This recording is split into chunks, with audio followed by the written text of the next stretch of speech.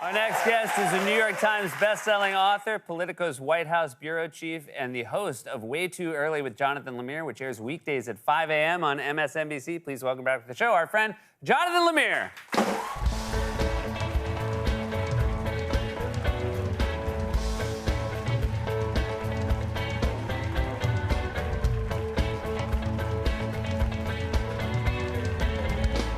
Welcome back.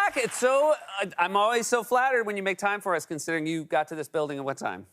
I walk in at about 4:30 every morning. 4:30 a.m. After my alarm goes off about 3:15, I splash some water on my face, try to consume some coffee, and then sail in, because at that hour, Seth, no traffic. No traffic. No traffic whatsoever. It might sound bad, but no traffic. No traffic, so everything else. And then it's basically you have what ends up being about a 5-hour shift on TV, because you do your show, then you stick around for Morning Joe, and that is quite a gauntlet to run first thing in the morning to be on camera for ultimately, 5 hours. Yeah, my legs go numb about halfway through. Yeah, that makes sense. Yeah, my show is Way Too Early. It's a way to bring the comprehensive but succinct news of the day, get everyone started to know what they need to know as they head out the door. And then I'm flattered to have a perch on Morning Joe for the next 4 hours. Joe and Mika and Willie have built an institution. This is I really enjoyed this headline. Governor Kristi Noem stands by decision to kill her dog. Yes, we cover the stories that really matter. You cover the stories, well, and there was an 8-person talking head boxes about this one. We had complete team coverage. We flooded the zone, to talk about the execution in a gravel pit. It is very nice in this day and age to have something that everybody agrees on. And it seems like Democrats and Republicans all sort of collectively agree that she maybe shouldn't have put in her book that she killed her dog. A rare bipartisan issue. Yes. Where whether you're on the right or on the left, we agree that you, A, shouldn't execute your dog in a gravel pit. Yeah. And then B, shouldn't boast about it in your book. Yeah. And you shouldn't tell people the name of the dog in the book, because Cricket doesn't sound like a dog who deserves it. No. Yeah, see? And especially Cricket, who was killed by the governor's own admission because too joyful. Yeah. Too happy, wouldn't control himself during a hunt. Yeah. And there you go. I feels like everybody here is super happy we're still talking about it. Yes. I mean, we did it for 5 hours this morning, so what's one more now?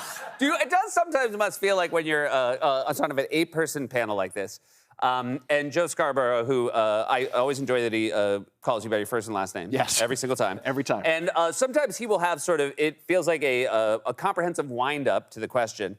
How many words in edgewise do you feel like you get during that 4-hour Morning Joe chunk? Comprehensive wind-up is delicately put. Thank you. Yes, I mean, I've been on the show every day for years, and it's still Jonathan Lemire every time.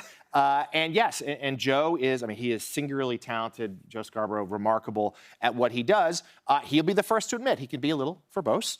And sometimes he will start a question by calling out my name, Jonathan Lemire. Camera will cut to me. We'll be in a 2-shot. 7 minutes later, I'm still there, working on my facial expression, trying to remember what he asked me before he winds up. Well, you do a very good job. Both of you are very good at your Joe's job, the best. and it's very nice. He does. He's a very good point guard. He runs the floor incredibly well.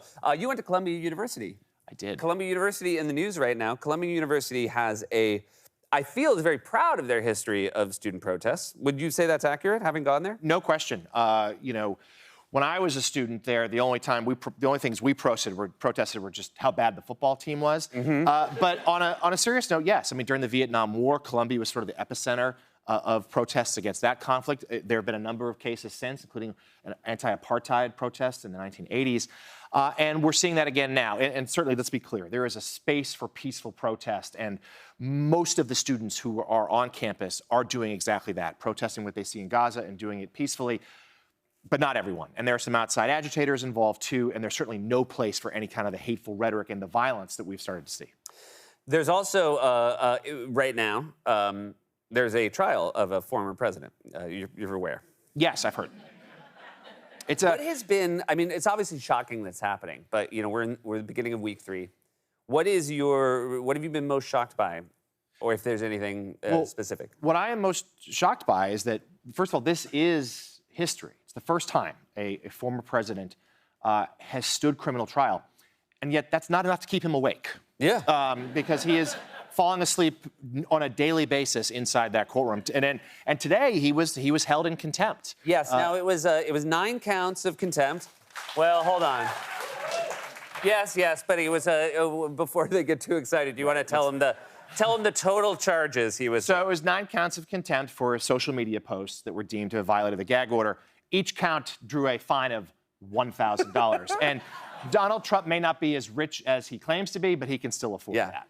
That's a Judge Dr. Evil, I think, was who Precisely. fined him $1,000. What is noteworthy, though, is that the judge, and there's another hearing about other possible gag order violations later this week, he has said the penalties could be escalatory, and he's not ruling out even a night or 2 in jail, but we're a long way from that. Yeah.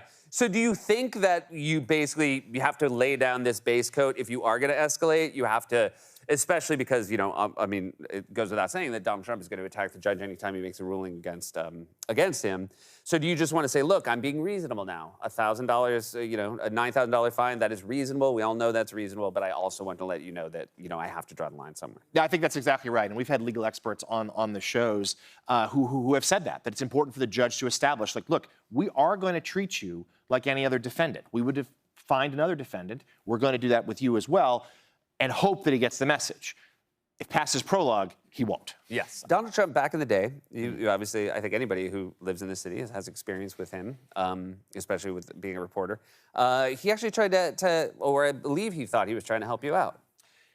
Yes, and I cover this story in my book.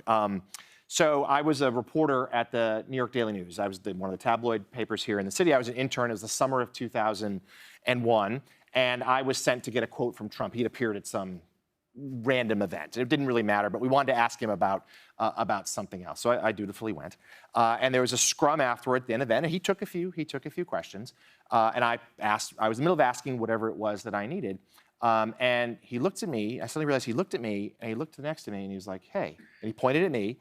And he pointed to the young female reporter next to me. It was like, "Hey, are you two together?" And I looked at her, a woman I had never seen before in my life, and I was like, "No, we're most certainly not." And he paused and went, "Oh, well, you both have red hair, so I just assumed you guys were together." Now, at that moment, I'm 21 years old. This is one of my first assignments. I'm an intern. I just started out. And my thought was, does Donald Trump think couples come color-coded? And even then, I was like, wouldn't it make more sense if we were brother-sister, if we both had red hair? So, but I don't... See, that's it. He threw you off your game. I didn't voice that. Yeah, he got away with it. And then the news conference mercifully wraps up. And then afterwards, he beckons me over. The other woman, thankfully, had left. And he was like, "You guys, really, you aren't together?" I was like, "No." He's like, "But would you want to be? I can make that happen." Now... the follow-ups to this are, first of all, I never saw that woman again in my life. Yeah. Let me say hi to my wife right now. Yeah. And secondly, I did not take Donald Trump up on his matchmaking ability, which may be why, a couple decades later, he called me a sleazebag and later the most boring man on television. Yeah. He held a grudge. He held a grudge. Absolutely. He's like, I tried to get 2 redheads together, and this guy drove a wedge between true love. Yeah. So, I mean, I have had exactly 0 second thoughts about that decision. Yeah, I think that's right. But it's, now a good story to tell on a talk show. Hey, thanks so much for being here. It's always a pleasure. My pleasure. That's Jonathan Lemire. Way Too Early with Jonathan Lemire airs weekdays at 5 a.m. on MSNBC. We'll be right back with Zarna Garg.